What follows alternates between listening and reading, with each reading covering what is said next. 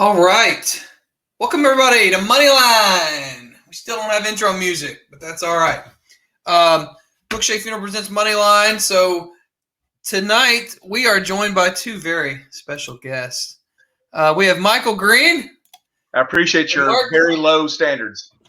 Yeah, oh well. I learned each year I get older, I learn to lower my standards more. So, and then we got Mark Nagi joining us, author of Decade of Dysfunction. And we all good? We all good, boys? We got each other? We're good? Okay, cool. All right, so Mike and I did a podcast last time before we hired a new coach. Back when I used to line a little. What's that? It was actually during it.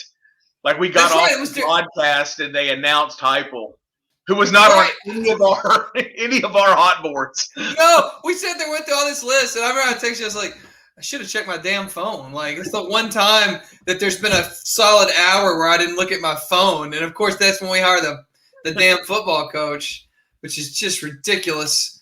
But no, neither one of us – someone sent it to me. And look, honest to God, they sent me Josh Heupel. And I said back, I don't know about that. I said, that's interesting. And he was like, no, that's our coach. And I said, I thought he was just, we're just boys, just texting back and forth names. And I think I was like, Cap, I don't remember which Avengers it was. You got to be shitting me. Yeah. Oh, it was in-game. It was in-game when he met himself. Yeah. But what we didn't get to was like, how do we get, because like Mike, I grew up a Tennessee fan. I remember when a close win against South Carolina ruined my weekend. The thought of losing to anybody other than Florida, which I was not going to tolerate any longer, damn it. And every now and then Alabama was, yeah, right? Georgia, what are we doing? Listen to these guys. And to here we are, so many coaches later, and to a level of incompetence that I think has certainly seeped out into other areas of the program, certainly including, I hate to say basketball, because, we're a winning program right now. That's good. As Mike and I were discussing before you joined on, as J.K. Simmons said from Whiplash, not my speed when it comes to Rick Barnes, but that's fine. But maybe baseball's turnaround. But now we got Heupel. Now we have Josh Heupel. So the main thing I remember is watching him beat Florida State in the national championship game. So I think it's a time as a flat circle. It's a real nice time for us to jump in because now I'm watching him as our head football coach. Yeah. So I'll toss it over to you, and I'll let you kick us off. You decide the starting point. A lot of people say it's that night we lost to Nick Saban in the SEC title game, and but I'll leave it to you. Mark, this is your deal, and you and I have talked about this at length. Yeah, I mean, I think that's where it all starts because you win the national championship in 1998.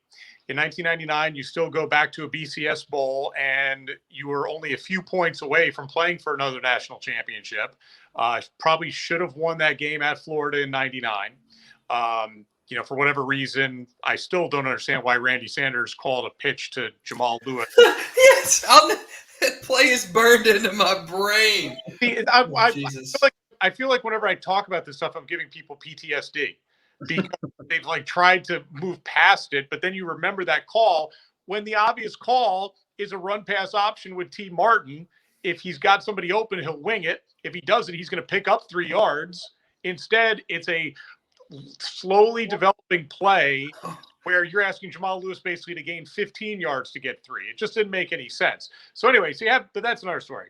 And then you probably to the short side of the field, I'm sure. Yes.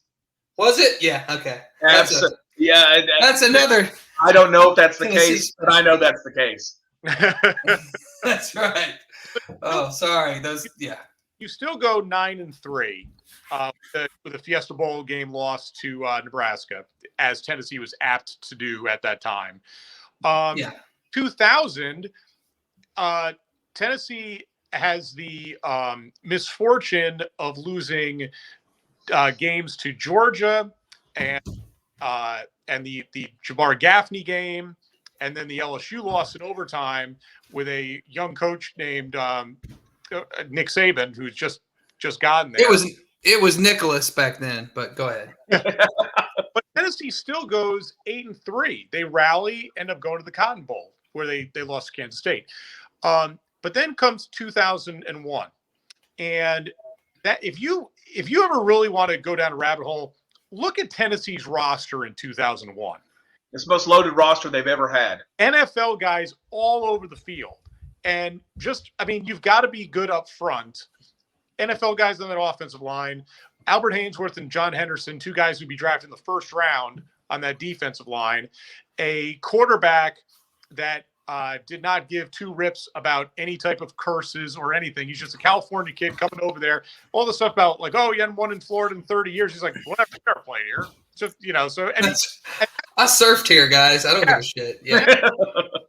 Tennessee needed at that time was somebody like Casey Clausen, because even with the win over in 98, there was still an inferiority complex that hadn't been broken yet. So you end up still going 10-1. You lose a close game to Georgia, the hobnail boot game, but otherwise you're 10-1, and it's all lined up. You are going to play Miami in the Rose Bowl. I don't think Tennessee beats that Miami team, because that Miami team was a freak of nature. Yeah. But that Tennessee offense would have given them a game.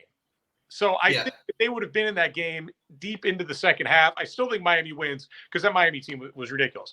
But Tennessee could not figure out Matt Mock on quarterback draws. It still defies all logic. It was like all Matt Mock was doing was taking a snap and running around to a side on like 3rd and 95. Didn't we knock out their starting? Was Tofield the running back that came in? You knock out. You knock out. Yeah. Quarterback. You knock out Tofield, the running back. So your top quarterback and your top running back are knocked out of the game, and you still end up losing by double digits. And Tennessee's program has never been the same since. I know that they won 10 games in 2003 and 2004. I know that they won 10 games in 2007, 9 games in 2006. But Tennessee's program has never been the same since that night. And what it really shows you how difficult it is to stay at the mountaintop. When you're at the mountaintop, you think it's always going to be this way. But as Tennessee's learned, as Nebraska's learned, as Florida State has learned, once you get knocked down, it is really difficult to get back up there. Oh, yeah. Yes. The song is a bunch of bullshit. You don't just get back up again. Okay? Let's just get that square. So we lose, right? And then we make this move, though. And this is where some of your conspiracy stuff can come in if you want, Mike. It's a safe space for those things here. I'm pretty sure nobody from the House of Haslam, not to besmirch any of the hard work we're doing here, but no one from the House of Haslam, I don't think, is actually watching this on this particular fine evening. So no, I don't think so. They're not gonna shadow ban me. I pay for this service, damn it. No, so take down all your degrees. Right. Yeah. So we fired Fulmer, and Mike knows this. I shouldn't say always. I thought we had a real tendency to underperform our talent level. And I thought the X's and O's at times had things left to be desired, whatever. Hell of a, won a lot of games, whatever. But they make the move. We get Kiffin. I mean, where we are right now in terms of Josh Heupel's on no one's list. We literally hire the athletic director from Central Florida, and we all get giddy because we think that means we're playing big boy ball now in the athletic director world. He literally just goes and gets the guy he hired the last time, which I don't know if there's a precedent for hiring a group of 5 AD, top notch or not, to come to I used to think a really good job. Is there precedent for that AD literally bringing that coach right with him just like that? I pay a lot of attention, and I don't think I've ever seen this before. You would kind of think it has to have happened at some point. Nothing comes to my mind, and I've never tried to research it. But it did have this unending air and whiff of you just hired your buddy. Like we, how much did we pay to Parker search firm? $175,000 to get turned down. It was like 160 grand, 180 grand, whatever it was, for them to help you get Danny White, and then that same exact number to help you get the football coach. So could not one of us, if armed with the same check, have hired Josh Heupel? Like, I guess that's what I don't.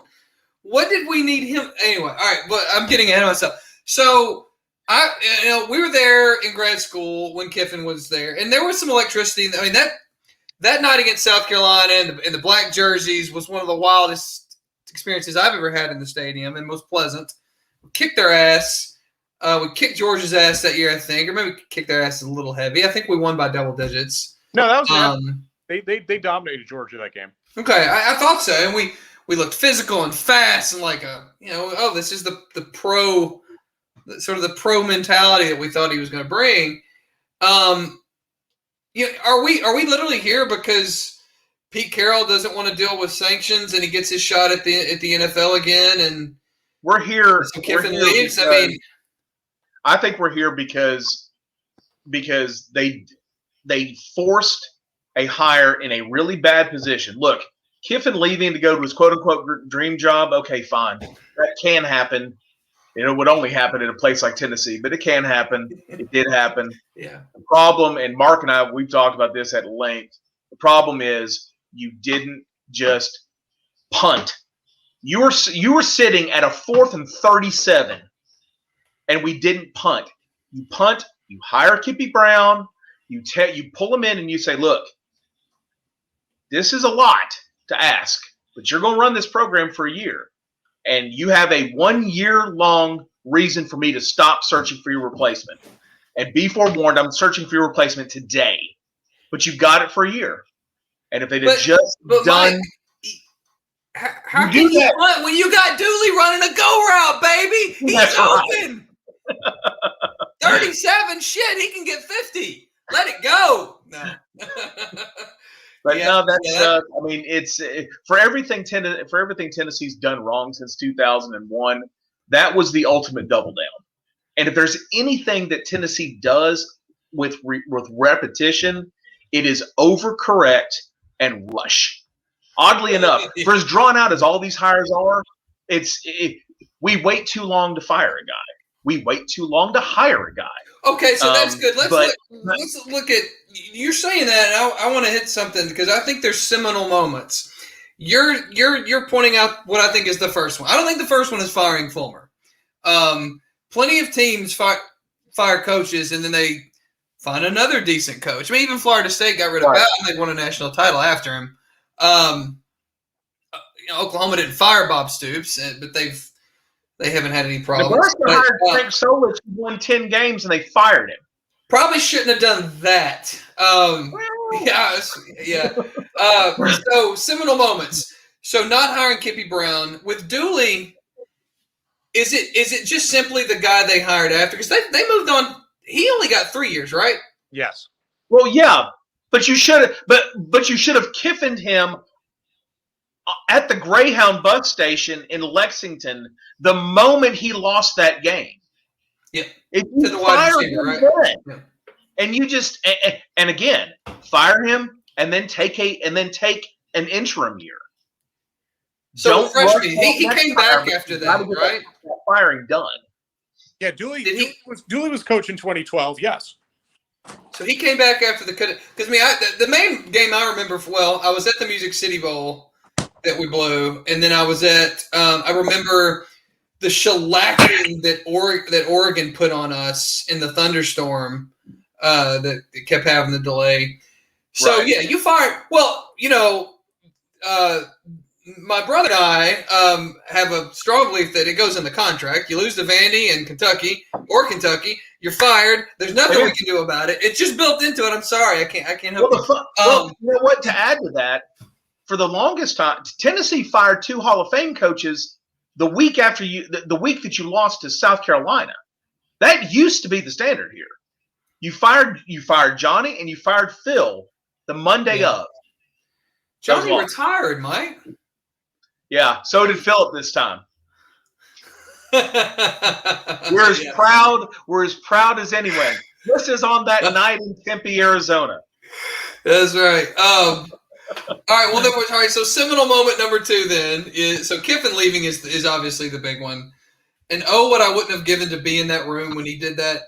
Lane Kiffin's last ride press conference there in the dark of night before the mattresses were lit aflame.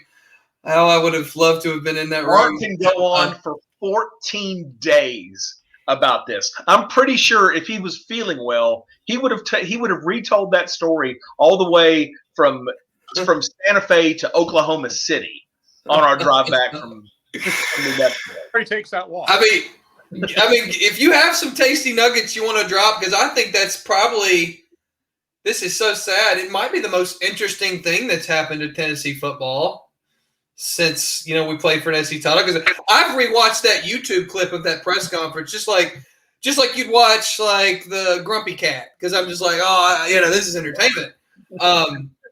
So yeah, I would love any nuggets you have on that. Well, the thing about that night was that Kiffin was at the coaches conference in Orlando, and he was trying to get back to Knoxville to tell his team that he was taking the Southern Cal job, but he could never get back in time. It's, this is basically right at the kind of the beginnings of social media.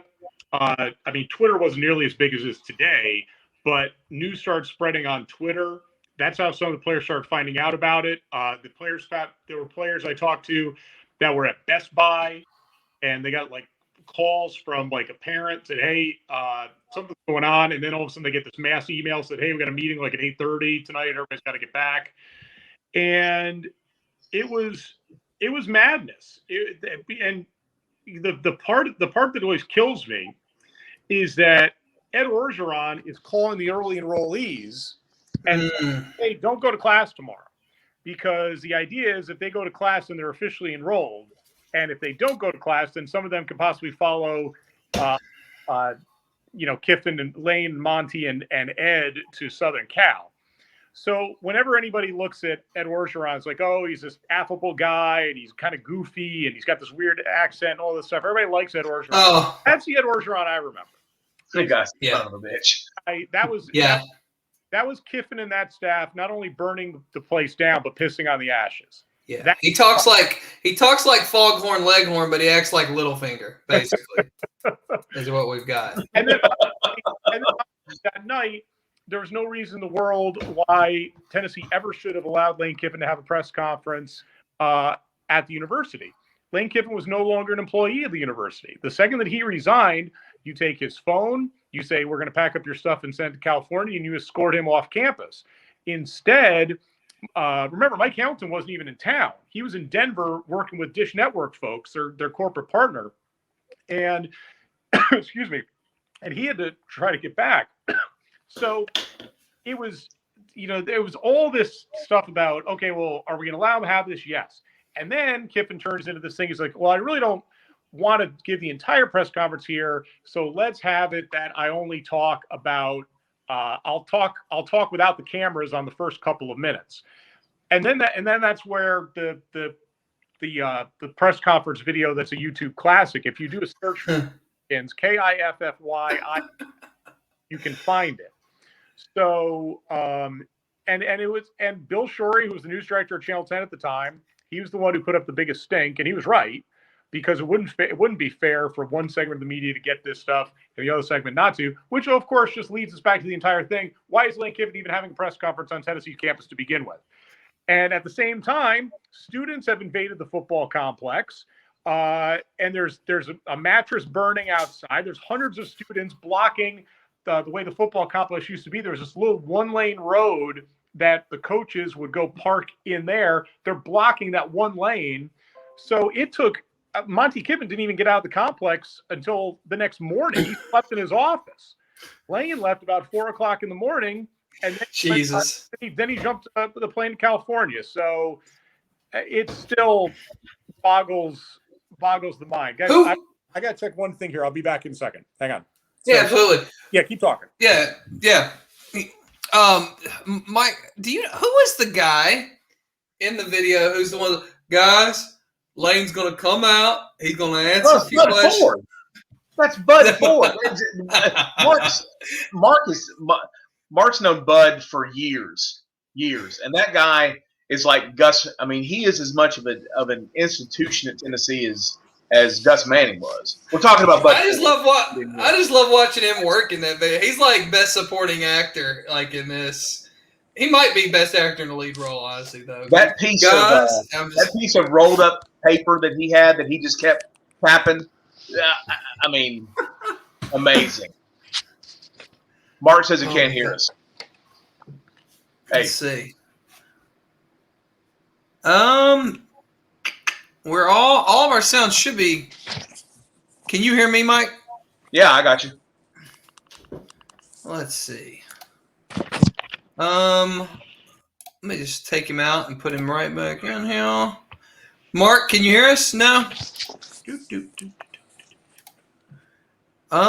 Yeah, Mike, if you can hear me, let's see. Yeah. Let's see. Oh, he'll come back. I believe it. No, so yeah, he was the best, and then I was trying to think there was something else about that press conference because Hyams was in there too. Harrington comment. What's that? It was the Heather Harrington comment. Oh yeah, okay, good. What did remind me? What did she say? Because you can hear her pretty well. The recruit Lane as Lane is walking out of the room screaming. What about the recruits, Lane?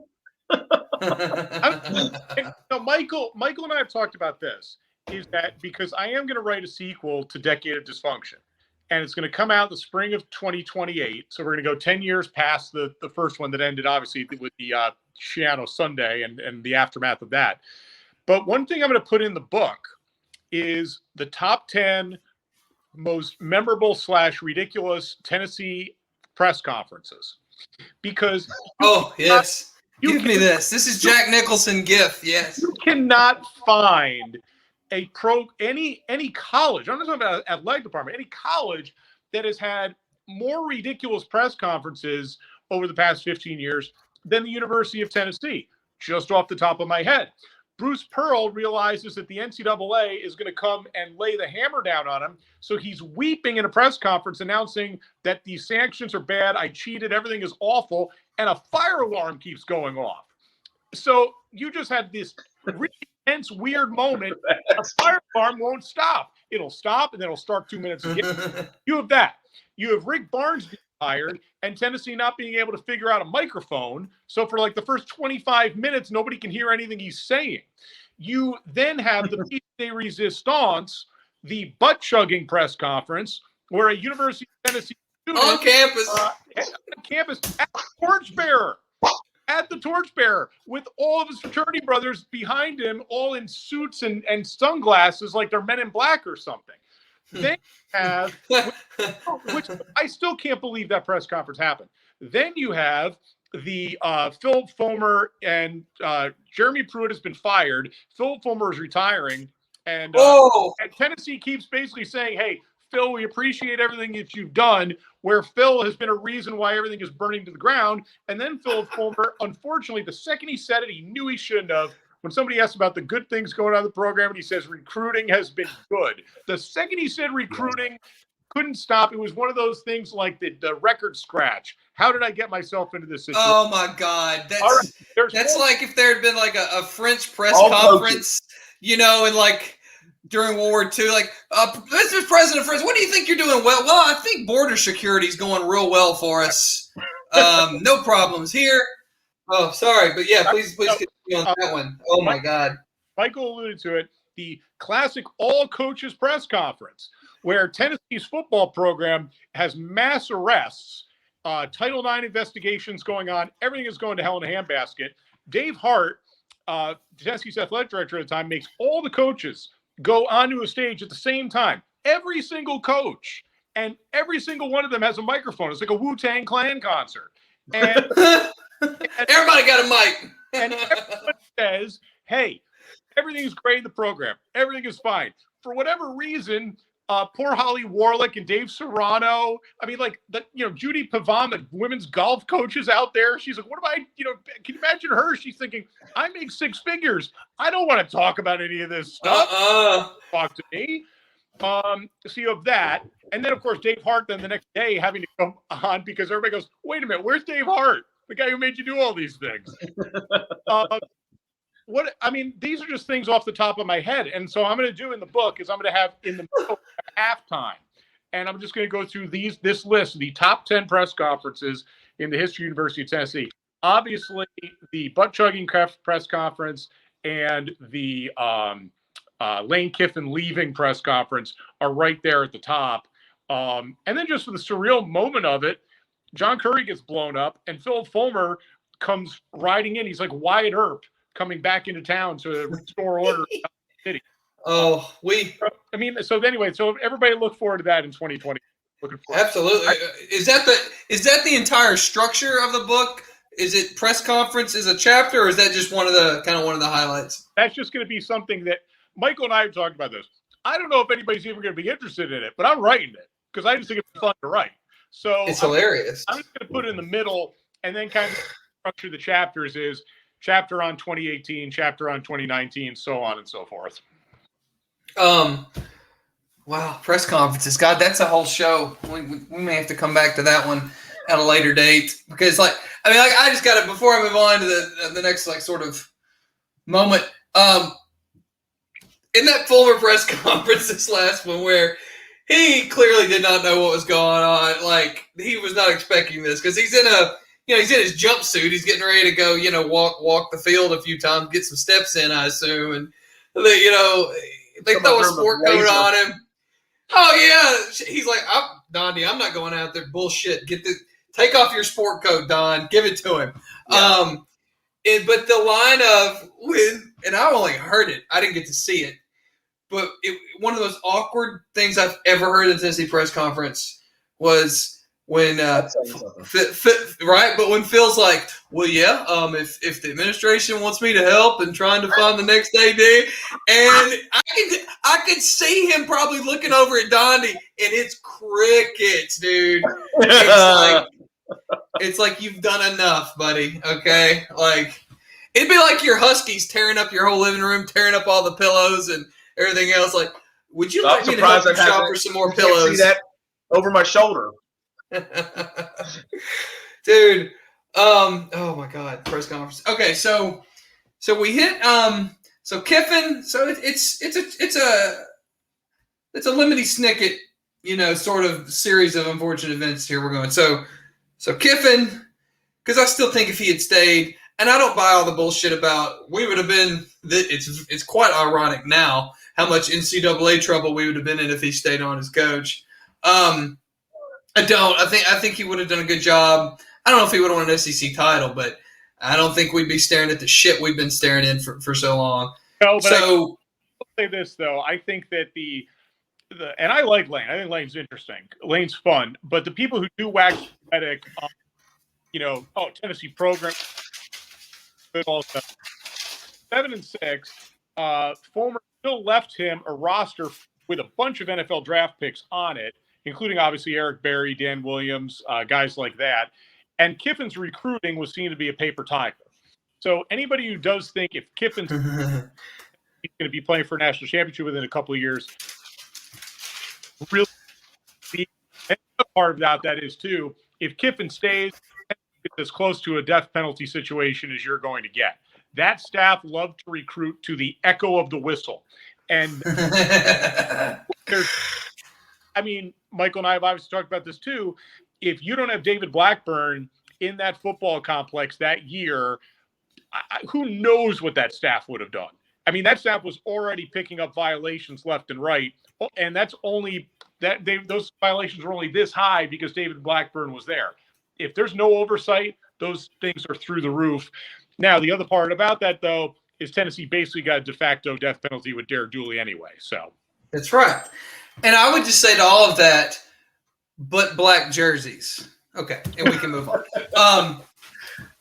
So he leaves. They don't fire Dooley, which is interesting. I guess because which is, since I'm such a rage monster, this is shocking, but since they fired him in 3 years, I never really thought a ton about Dooley didn't even get fired fast enough. So that's part of year, end of year 2. Yeah, no, that's a valid point. All right, so we move on from Dooley, and it feels like this is another big one. Obviously, it's a coaching hire but I think it's another big one because weren't there some folks that we had a shot at? Maybe we didn't have a shot when we fired Dooley, but I don't think Butch had to be the best we could get. What's your definition of close? Because it was the start of the continual, hey, is Mike Gundy going to take this job? So Tennessee, that was Dave Hart's first guy. That's who he wanted to hire, was Mike Gundy. Mike Gundy was never leaving Oklahoma State. He was using Tennessee to get a raise and an extension, and that's what happened. Then he goes after Charlie Strong at Louisville. They think they've got to deal with Charlie Strong. Charlie Strong, though, goes back to Louisville, says, if that coach goes back to that campus without signing on the dotted line, they are never coming back to take that job. And that's exactly what So he waited out the Texas job, ended up getting that. So now Dave Hart has swung and missed a couple of times, and he's like, well, I've already looked north for Charlie Strong. What else is up north? Butch Jones is at Cincinnati.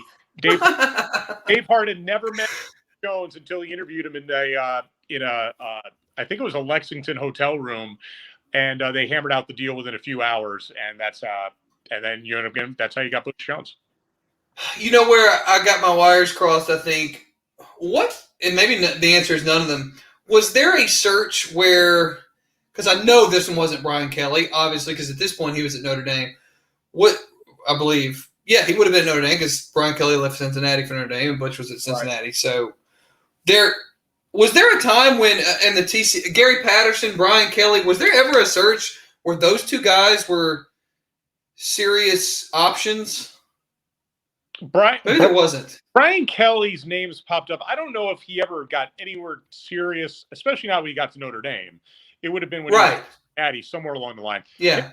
Gary Patterson, though, he was up for that job, but he told for the Kiffin job, but he told ESPN's Chris Lowe that he had dinner with Mike Hamilton, he and his wife, with Mike and his wife.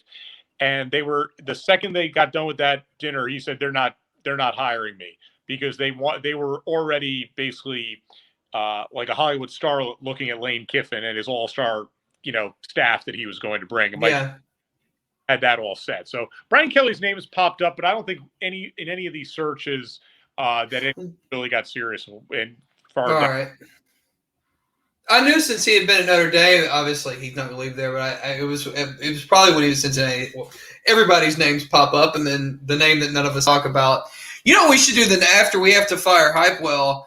We should not talk about any of the big coaches because then we might get them if we don't ever let their names come off of our mouth. So, all right, so Butch is here. Yes. We have to decide what do we want out of our media. Butch is here, and he is here to teach us how to be. And I just mean put a period after that because he's got life lessons for us about everything. If you're just positive, it doesn't matter if you don't know what the hell you're doing inside of a game. So we fired Dooley, we end up with Butch. So this is the next big catastrophe, screw up. He beat South Carolina that first year. And at this point, I still have about 35% of give a shit. And I'm like, that's year what's two. That? Year 2. Butch beat South Carolina year 2. Michael was at that game. Yeah. That was year 2. That was year 2. Yes. That wasn't – okay. Oh, my God. So he didn't beat anybody year 1. That was 24. They were 11 in one poll and 10 in the other. Oh, no. So he didn't – yeah. I'm sorry. I'm completely confused. Yes. Because they beat South Carolina twice. It still boggles the mind. Butch Jones is able to get wins one. I jumped the gun. You're absolutely right. Okay, good. Because I remember thinking, that was the one thing where I was like, he got that top 10 with the John Kitna lookalike at quarterback that played for a few minutes for Cleveland. Worley? Justin Worley? No, the South Carolina quarterback that was pretty good. Oh, Garcia? No, it was the guy after him that shaved his head. He literally looked like John Kitna. He was pretty good because he wasn't took a few Bentley Bart. No, I know who you're talking about. Oh shit! This is gonna drive because he played. Didn't he play with that really good running back that we just totally goofed up his knee? Lattimore. Yes, Lattimore. How is this not even? This is gonna drive me nuts. But oh well, I'll drive on. Yeah, because he's so far back now. Because hell, we're already at. Who's the guy? Anyway, I'm about to go down a rabbit hole because now their quarterback that beat us when he was like 13 years old and starting. Now he's at Utah. It's crazy times in college football. So we beat him and in year one. Connor Shaw. There we go. Thank you, sir. That's it. Doesn't he look like John Kitna? Yeah, So okay. We get Butch. We get a top 10. We're starting to think maybe this guy. And at that point, it's kind of like, I don't know if y'all. I'm sure you've seen Step Brothers, where they wear the tuxedos to the interview, and Seth Rogen's like, oh, you know what? And then so at this point, Butch has a win. We're on the come up. Recruiting's going well. He's saying stupid shit, but we're like, that's kind of different. It kind of works. And then in that season where we get lucky, and I don't care what anybody says, we got lucky to beat Georgia. That was a Hail Mary. It was executed by some amazing athletes, but still, like, that's not supposed to happen. But we win. And then the wheels come off the back half of the season. And it was like, what does Seth Rogen say? It was the equivalent of them farting in the middle of the interview in the office. And he said, he's like, is that ketchup? Am I smelling? He said, now the tuxedos are a little fucked up. And that's how I felt at the end of that season. Was now your little sayings are not hitting me right. And what I think is most interesting about this large Butch moment, there was some real shady shit going on while he was there. Yes, like I know there was Helmet Gate. There's been some players leave that said he had interactions with the police. He punched Matt Crowder at the end of a practice. He struck a kid. It's so funny, and people say, well, how come he didn't whoop it? You got to understand, that's somebody who must never have played any like team sports, because coaches can dominate. It doesn't matter. I had a coach in basketball because he was mad at the rest of the team because I was winning some wind sprints, said, are y'all going to let the effing asthmatic beat y'all every sprint? I thought it was hilarious just because I'm wired that way, but like, was that cool? Probably not. I don't care. But, like, obviously that kid's not going to get into a fight with a head coach because he's probably worried about his playing time. So there's that.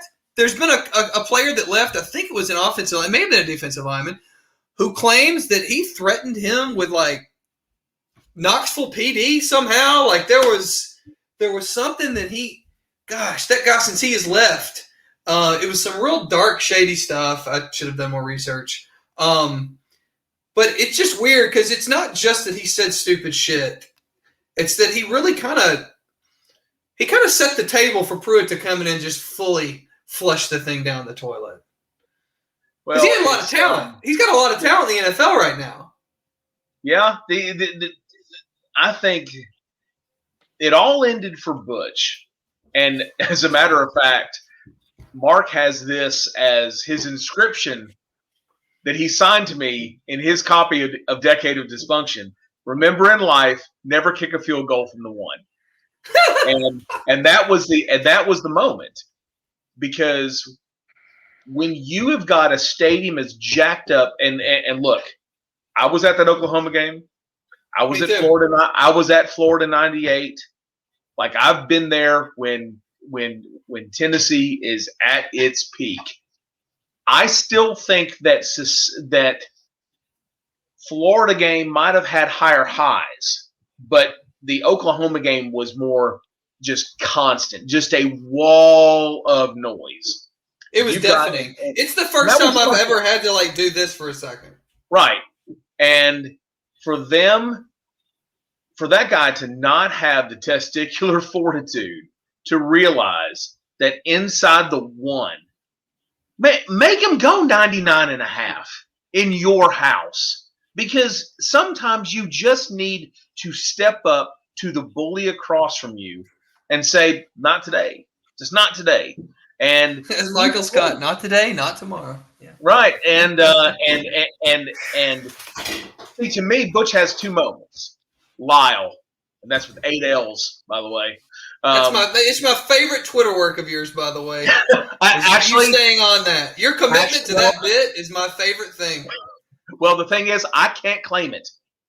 I got a friend of mine, Nate Fussman, who actually came up with that. And it started when, and actually, I think his first season when he lost 6 games, and he did it with 6. And so anytime he topped that, the high water mark would be what it was. And so I can't claim that, but yes, I do use it, and I will never give it away.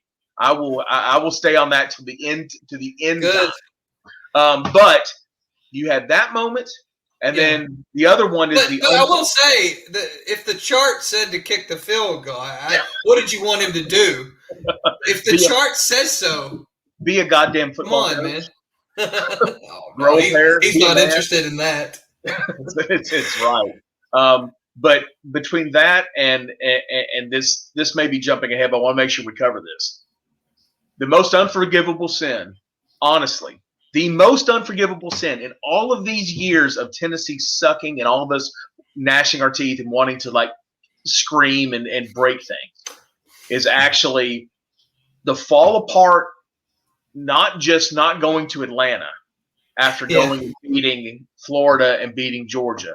The unforgivable sin is you lose to Vandy and therefore you can't go to New Orleans. Yeah, he still could have saved his momentum, which momentum is a real thing for a coach, and he still could have saved it.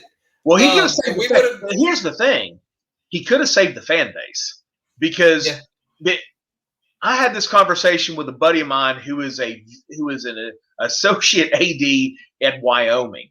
And I said, that's the biggest thing, is that if you're not from here, you don't realize how special the Sugar Bowl is. We all take that back to, the first Tennessee game I can vividly remember is Sugar Vols. I was 7 or 8, and I remember it. So with that game and pissing that away, that is the next just bellwether moment.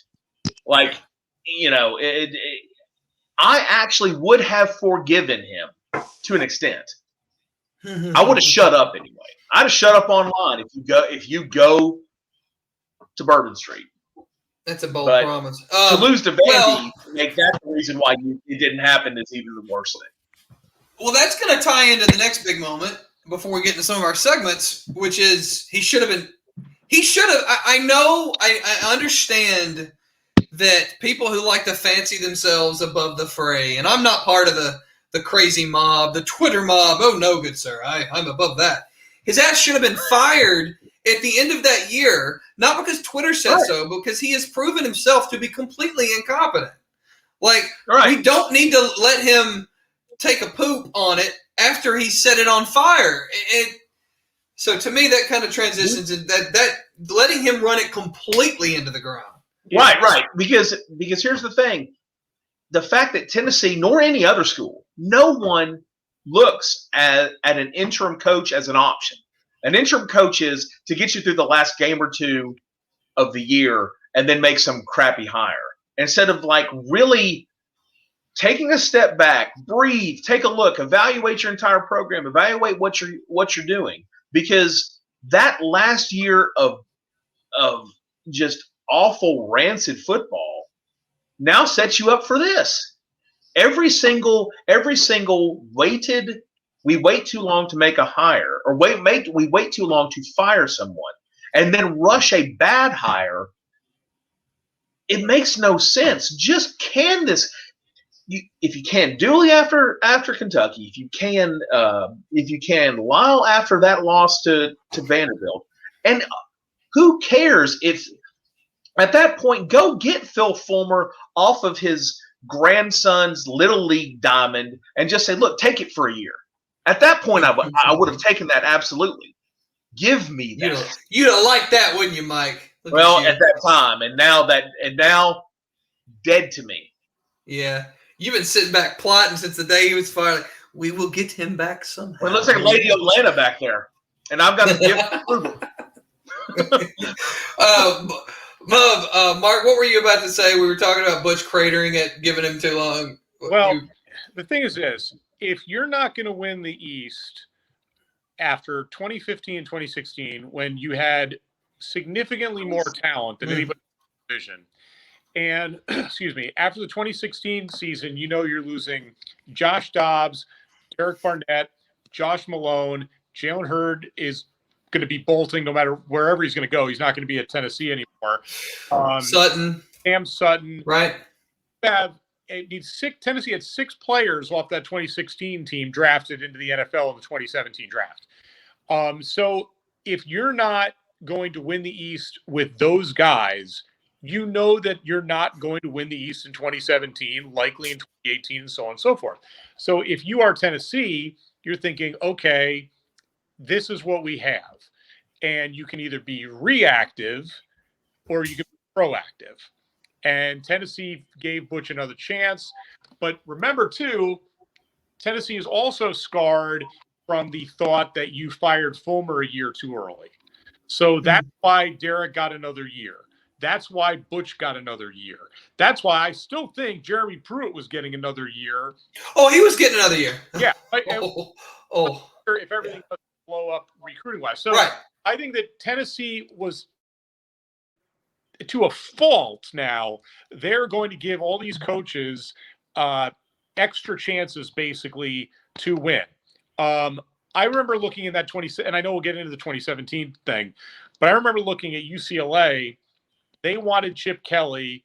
They fired Mora early, and they got Chip Kelly. Now, it hasn't really worked out, but that's the guy they wanted. They were proactive. They got him. Florida, when they knew that Scott Frost said no and Chip Kelly said no, they said, okay, we're going to be up against it. Dan Mullen's been holding out for this job for a long time. We're going to go get Dan Mullen. They went and got Dan Mullen. It's worked out pretty well for Florida. Yeah. Should have had Dan Mullen. But, yes. But John Curry dragged his feet. He should have been in Starkville the moment that they fired. And Butch should have been fired weeks before. But he should have been in Starkville weeks before. And especially after Butch gets fired, you go there. You've got everything that Dan Mullen's going to want.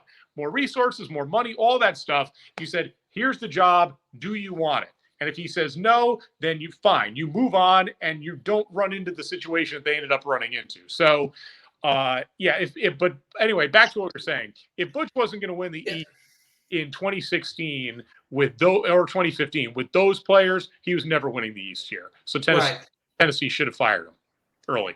Well, and and people don't want to admit this. Well, a lot of, again, the above the fray tribe that is just so prominent and always there may be the most annoying faction on Twitter. We're above this. Like, anyway, I think you typically know by the middle of year 2. I'm not saying you're judging by the wins and the losses. You typically know if you got a coach or not. I mean, you've seen enough. You've seen enough decisions be made. And you know, and that's what nobody wants to admit, because nobody wants to look like the Twitter mob. But we knew with Butch, and then we knew with Dooley, and which kind of segues us into, well, let's talk about if we knew with Pruitt, but the next big grand moment. So a few weeks after nearly drowning in the hurricane, the Baton Rouge hurricane, when we played them at home, played LSU at home, which was hey, John Curry, I would like you to know that I realized what it takes to win at University. Was that Chris Christie's first game or his second as our head coach? That was the first game. His first game. Okay. I couldn't. A bank of lights are out. There's a monsoon going on. Sure, play. Oh, you know what? My girlfriend and I had a blast in the stands because everybody was like, no, at that point, it used to be so rare for me to go to a game and not like be screaming and into it. At that point, I'm just like, let's party and bring on the rain. This is great. Oh, LSU scored again. I don't give a shit. Had they kicked off Juwan Jennings yet at that point? Yes. They have. Oh, so I was even, no, like most fans, he was actually no. I think Juwan Jennings got booted a couple days later because it was because Vanderbilt was right. So I think he was still on the roster. Obviously, he hadn't played since the first half of the Georgia Tech game that year because he had broken his wrist. But he was on the roster at that time. Yes. But now about that LSU game, fake ass bitches. Yes, that's one of the great Instagram rants of all time. The thing about that LSU game was that to me always stands out for about Tennessee fans. Tennessee is in the middle of the worst season in the 120 years of Tennessee football, and 90,000 fans have showed up in a freaking monsoon to watch their team get curb stomped against LSU. I don't know if that says that Tennessee fans are insane.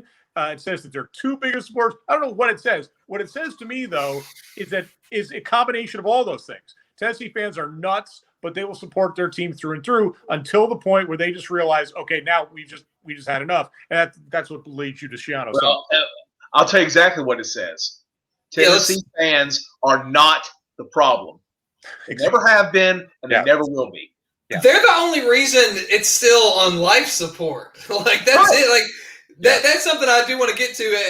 Let's cover Pruitt real quick, but I want to get to that because we really are lemmings to a great extent. Now I feel less of a connection with this program than I ever have.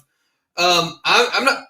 Well, we'll save it to the end because I don't understand what is wrong with us. I guess maybe I do. So he totally screws up the hire. I guess he has Mike Leach under contract. I don't know that would have worked. I know we wouldn't be in NCAA trouble. I know that much. Because Mike Leach doesn't care enough to do that. Pay player, he'd be like, that's crazy. Give me somebody off the street. You play quarterback, you do now. So we don't get him. We end up with now. Look, I have to be honest. Jeremy Pruitt was in my life. If you had told me to scribble down a top 5, I had seen Kirby Smart, and then I was like, whoa, I allowed myself again to be fooled. Look, it's Saban. It's all Saban. I just ignored all that in my brain. And he was so I wasn't like devastated. I could have done without so many ites and verbal tics, which, drives me nuts, but whatever. I actually thought, considering everything that's happened, maybe we didn't get soaked in urine. Maybe it's just, I don't know, acid rain, whatever. Man, we came out of this better than I thought. I'm struggling with metaphors tonight. But my God, so this is possibly going to end up going worse than any hire prior. Once we find out if we're the only Power 5 school that is going to be actually really punished for cheating, so like, what the hell, man? Like, that's kind of what I feel like. What the hell just happened? Like, we went from this Southern guy who's supposed to be a great recruiter with a great recruiting staff who knows he hit all the check marks. He brings in what I think probably a lot of us would say was probably, although Mike DeBoer had his moments, Chaney we'd probably all be like, yeah, he's probably one of our better offensive coordinators. At least I thought he was when he was here prior. I told my guys, so 2 weeks ago, Wyoming's OC ended up leaving for, I think, it might have been a job in the NFL. Anyway, they had on a short list Jim Chaney because his wife's from Wyoming. And I talked to 2 or 3 guys out there, and I said, look, don't let this last couple years with Jeremy Pruitt fool you. Take a look at what he did in 2012 when he was given free reign. Yeah. And that guy lit the world on fire. I said, you should, and he ended up not getting the job. But I was like, trust me, I still believe that Jim Chaney is a damn good offensive coordinator, and it's only because of the meddling of Jeremy Pruitt that never worked out. Yeah. Well, quick anecdote. I ran into his daughters on campus. I didn't realize they were his daughters, and I said, we're so glad your granddad is back here calling plays.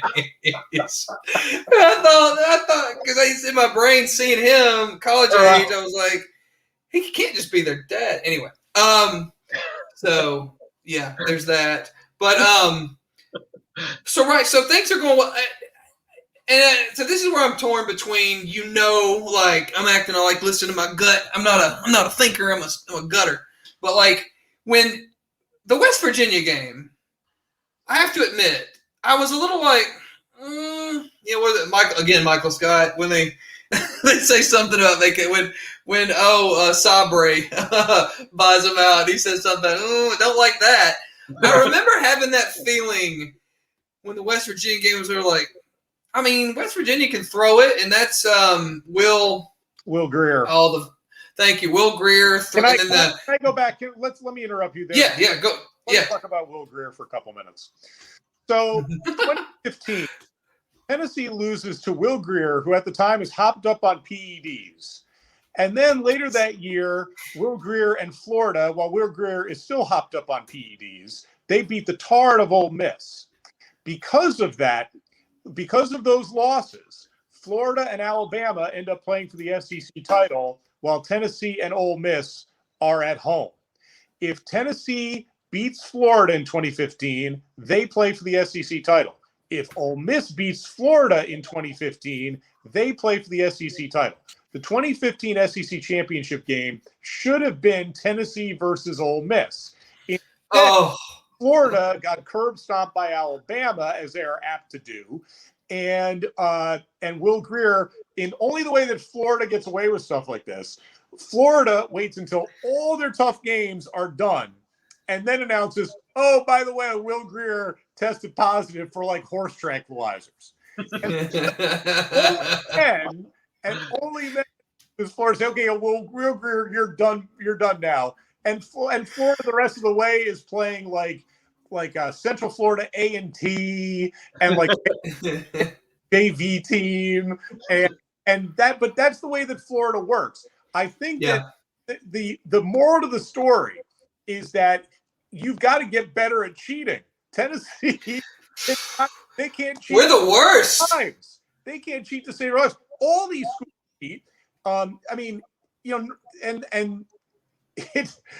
then kind of going back to also what you said, as we're on another tangent here, I think that the problem for Tennessee is going to be when exactly does the NCAA say, okay, here's all your punishment? Is Tennessee going to be stuck with the North Carolina situation for 10 years and then they say, okay, well, we're not going to do anything? Is just the onus of this, is that going to be the punishment? I don't know what's better or what's worse, but I think you're Tennessee. You're in for a couple of lean years, absolutely, no matter what happens. Well, I'm a little torn on this in a way because some of the coaches I wanted, it's been said that we can't have because the NCAA is well known for if you hire someone that they approve, they'll go easy on you. I guess I've done a lot of Googling and I've never seen an example of that yet. There's part of it's going to be a little. Remember though, 2010 when Southern Cal, who was Reggie Bush's parents, got like a mansion, and you knew that Southern Cal under Pete Carroll was cheating left and right. So what does Southern Cal do? They go and hire Lane Kiffin. Yeah. So that's why the NCAA said, "Oh, okay, let's see what we're going to do," and that's why they put that 30 scholarships down and 2 years probation and all that stuff. So there is, I do get that, but if you're going to, I don't think that if Tennessee goes out there and hires Ed Straight Arrow Gennaro, I don't think that means that Tennessee's not going to get penalized by the NCAA. The NCAA can do whatever the NCAA wants to do. You just don't know. It just depends. Right. Depends on when your number is up. I wonder too if though with the Kiffin situation, him actually he probably was a part of some of that shit that got Pete Carroll in trouble. I would because he was on the staff. Absolutely. So well, I'll just say the name. There's no sense. Hugh Freeze. I'm just going to say it. So I come at this from two ways. One is I no longer care. Like I think Bruce Pearl was the greatest basketball coach we'll ever have, and this idea that we had to fire him to avoid sanctions or missing a couple tournaments. Okay, that's fine because you're never gonna when you find somebody that's gonna fit.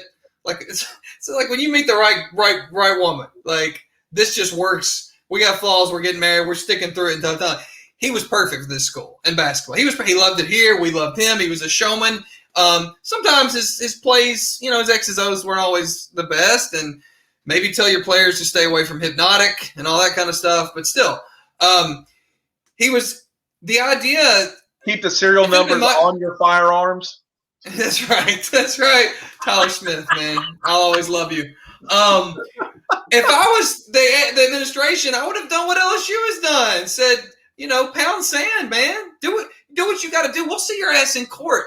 It's like from The Godfather. Y'all ain't got that kind of juice anymore. So, Let's just see what happens. And if you end up suspended, let's say we lose 3 years in the NCAA, I don't give a shit. I'm not going to be able to find this again. And I'm not going to fire him over a barbecue. Which brings me back to Hugh Freeze, which I think his transgressions haven't all come to light. Most likely are much worse than Bruce Pearl's transgressions. I would certainly stipulate that. So anyway, I don't know. This is the longest way around to make this point. I'm almost going to be pissed if we don't get sanctioned because I feel like that's one of the reasons you're getting me to take my medicine right now. Yeah. And I'll be damned if I find out in the next couple of years, you know what? Y'all are good. I think I'm going to lose it. I feel like Tony Stark when was it Thanos? He throws that damn moon at. He said, "You throw another planet at me, and I'm going to lose it." But anyway, so all that to say, the NCAA stuff is probably really bad. I sound like Pippi Longstocking. It's probably really bad. It probably is terrible. But with Pruitt, aside from the cheating, and it's hard to say aside because I completely agree with you, Mark, and I think, Mike, you agree too. He was not getting fired for performance. 3-7, they should have, but he wouldn't. There is almost no one here that gets fired for performance. I mean, not in the year that they deserve to be fired for performance. You get fired the year after. It's just like, okay, you lose to Kentucky, come back, coach another year. And you can't even. It's not even about the wins and the losses. You have to look. You have to look like really, really, really bad. There has to be cultural issues. To get fired at Tennessee, you've really got to just tear the place down. Which, as the opposite, Mark, you brought up at Florida, it's I don't like how you played in that SEC title game, so you're fired. It's just expectations, man. That's it. It's just different expectations, and typically things rise to the level of the expectations. Look, I've had this conversation outside of Tennessee athletics with stuff that hits a little more closer to home with just my daughter, that in certain places there's a standard, and you have to hit that standard or you're going to hit the fucking bricks. Yep. And at Tennessee, there is no standard anymore. There used to be. I honestly believe that there used to be a standard, and now it's just – Well, it got Fulmer fired. The standard that it existed, and if it hadn't existed, he would not have been fired. So you're 100% right. But what it comes back to – it's go ahead, Mark. What it comes back to is this. Tennessee had Johnny Majors for 15 or 16 years. Tennessee was his dream job. It's where he wanted to be. He left the national championship winning program to immediately come to Tennessee. Phil Fulmer, Tennessee guy, at the time of his firing, had spent 34 of the 40 years of his adult life on that campus. That was his dream job. That's where he most wanted to be. So for over 30 years, you had two extremely successful Hall of Fame college football coaches that wanted to be at Tennessee more than any place else. And then Lane Kiffin gets hired. He tells Tennessee after 14 months, I don't want to be here anymore. That was the first time that Tennessee was turned down by somebody since Doug Dickey had left. So you had an entire generation, multiple generations growing up thinking, we can get any coach that we want. These are the coaches that want to be here. They're successful. They're Tennessee guys. They bought in. Everything's good. What that Lane Kiffin situation did was it gave Tennessee an inferiority complex that they have never truly recovered from. And I don't know what it's going to take for them to recover from that, but that's what it comes back to. An SEC title. which they're not ever getting in my lifetime. I'm convinced of it. That'll do it. Well, let's nail what went wrong with Pruitt just real quick. And I've got these other amazing segments. I mean, like grade A shit, guys. But I want to be respectful of everybody's time, so we're just going to have to do a sequel because I've got some wonderful questions to ask. I've got some Game of Thrones threads to tie together, and I've got some word association. So let's plan a second episode when we can do it because I know we're going on. We've gone on an hour. And we're getting close to the 8 o'clock Eastern hour. So what I'd like to the last two things I'll do is just what went wrong with Pruitt other than McDonald's, and then I've got the thing I want to hit at the very end that will not take long. Well, before that, let's just talk about Heupel briefly. But anyway, Pruitt. So I'll go. Is it just as simple as the quarterback? I mean, is that? I know it's not it. Well, look, the position. I'm not blaming one guy. I mean the position. I still, as much as I disagree with him continuing to play, I really don't want to attack a kid. But so I'll just say the position. The lack of development at any position on both sides of football is the biggest problem. I honestly think that the biggest undoing for him is he still, and where is he coaching for, like the Jets or something right now? No, the Giants. Giants with their Dooley. He's on right. Yes. Shots. Yes. Burn that program to the ground quickly. No, with him, I still don't believe he thinks he can't fathom that, number one, that he worked for a university that would turn on him for doing what he was able and encouraged to do at Georgia, at Florida State, and at Alabama. Yeah, I can't believe it. And is that good or bad that happened? I mean, to hell with him, but like, is it bad that he got shivved? Probably internally. Well, it's I mean, going back to conspiracy theories, the great conspiracy theory is, did he get shivved because of a guy like Jimmy Brumbaugh, who he fired in the middle of a game, ended up coming up and saying something, or was it a player's parent that was playing quarterback that all of a sudden the same week that that they got clued into it, all of a sudden didn't play for the rest of the year? Who knows? It's an amazing thing.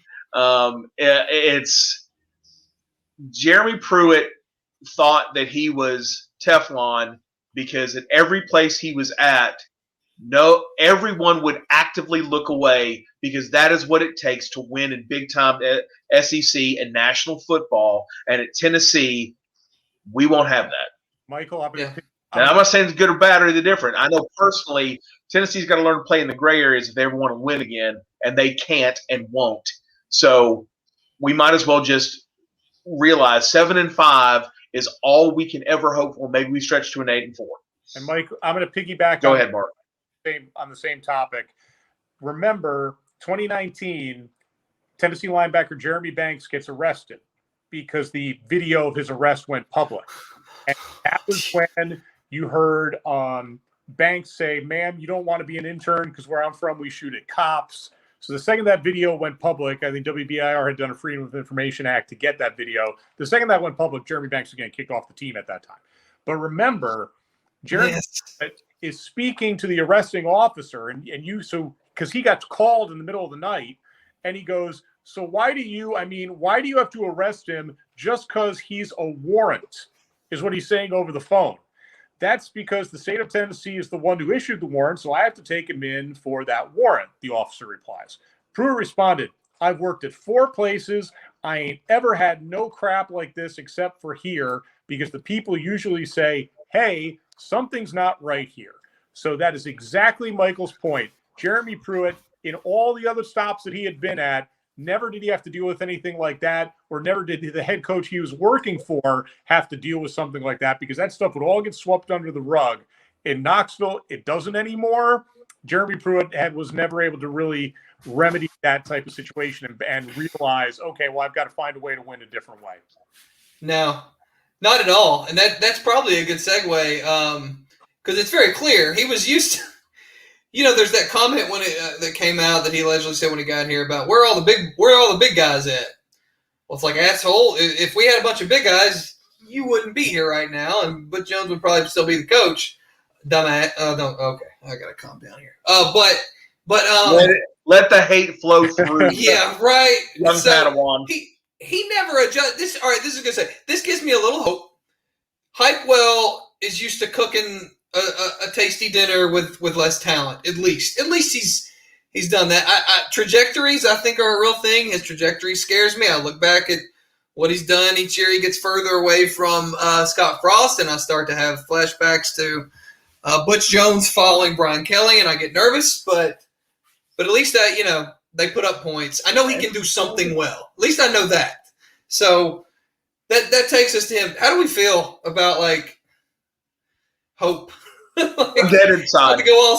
Not to go all Star Wars. I have none. I'm dead. I don't care. I'm sorry. I wish I could add something to this part of the conversation. He puts up a ton of points. I don't care anymore because we don't because even if he did there, he won't do it here. Something will happen. SARS COVID-22 will end up happening, and somebody in Alabama will end up cooking a ferret or something, and it's going to spread across the SEC. We're done. Just Mike.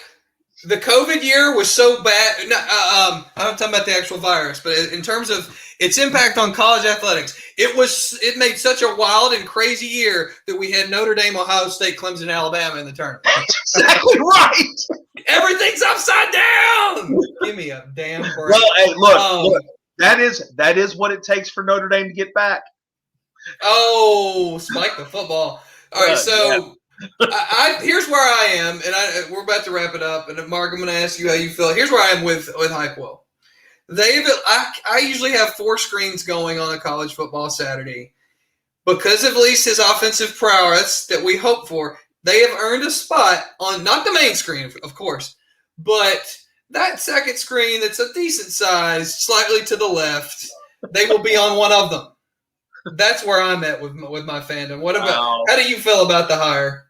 I think that they're going to be at least more interesting and more fun to watch on offense. The problem is going to be this. Is he going to be able to get away with that stuff on a weekly basis in the SEC? Because I know people look at that year they went 13-0 and they beat Auburn in the bowl game. But remember, it's like when Boise State beat Oklahoma. I would like to see those type of programs do that week in and week out. Because if you get a month to prepare for a program like that, you got a chance to win those games. Yeah. But I worry with that offense, what happens when you get a couple of incompletions in a row? Because that offense is based on continual action, making passes, making catches, the ball can't hit the ground. The ball hits the ground, defense gets a chance to rest, they get a chance to substitute, and you're screwed. But I do think at least Tennessee football is going to be more interesting because Jeremy Pruitt was trying so hard, much like Derek Dooley did, trying so hard to win the Alabama way. But the problem with Pruitt this time was he was trying to win the Alabama way of 2010. And college football is just different now. Purists hate it. I love a good 17-14 game. I love running the football. All those things I love. But that's not the way the sport is right now. Who had the best chance of beating Alabama this year? Lane Kiffin, because that offense can score points. Now, they can't stop anybody, but at least it got the conversation. Nobody else is close. That was the problem with Pruitt, is he was trying to win the Alabama way, the way that Alabama used to win games. But that's eons ago. It's gone. Alabama has the greatest air offense. The past few years they're always at the top. And then what they did last year was just as impressive as what LSU did the year before. Adapt or die, man. That's it. And he had no interest in doing that. And I think Jim Chaney's performance is a great indicator that he absolutely had no inclination to do that, because that offense looked, I don't know what, it didn't look like a football offense. Okay, cool. So we talked briefly about Heupel. Here's the last thing, and then we really will try, and I'll send out some notes. Maybe we can do this next thing with the fun segments. Not that this hasn't been a blast. If the fans, and I'm never one that says, like, I'm not going to lie. Like, I don't actively say, oh, I'm rooting for – now, the Ole Miss weekend's going to be tough, but I'm not going to root for Ole Miss to beat us. I don't really ever root for somebody to beat us. There's times when I just don't give a shit, and I expect that's going to happen a lot next year. So I'm not saying fans need to boycott, but does any of this matter as long as the money keeps flowing in? Like it does? No, Tennessee. I mean, I think the administration absolutely believes that COVID year was a hiccup, and now they've got this, high flying offense, and if they get the opportunity to, they'll have 95,000 people average, at least in sold tickets. Maybe not butts in seats, but you'll have 95,000 seats sold, and the gravy train keeps on going. It's just what they do. I think it's an awful situation to be in, quite honestly, but it's where we're at. Yeah.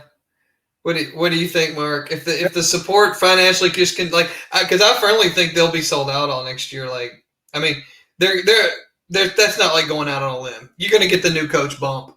I think it had this argument with several people. I think if they brought Pruitt back next year, then you could have had the post-COVID bump. Hopefully the post-COVID bump. I think the place would have been packed for at least the first half of the season. Yeah, I think that if the country opens up enough come August, I remember hearing a couple of people say that, if everything opens up enough and people can do things healthy and kind of the way that they want to do things, pre-2019, that we could be looking at like another roaring 20s in America. And I think that there's something to that, because people have missed out on that social thing. The being around people, and people need that. And sports is the ultimate kind of microcosm of that. That's I'm sitting next to a guy making $13,000 a year working at the mill, and I'm sitting next to another guy who's a lawyer that is bringing in six figures. That's what sports has, and that's what sports has kind of always had. So I think that because of that, if people are able to open it up, I think that you're going to see college football stadiums all across the country filled up, because people, they're going to spend more money. They're going to want to be part of those things. So, if Jeremy Pruitt was still here, I think Tennessee football is still getting 90,000 fans a game.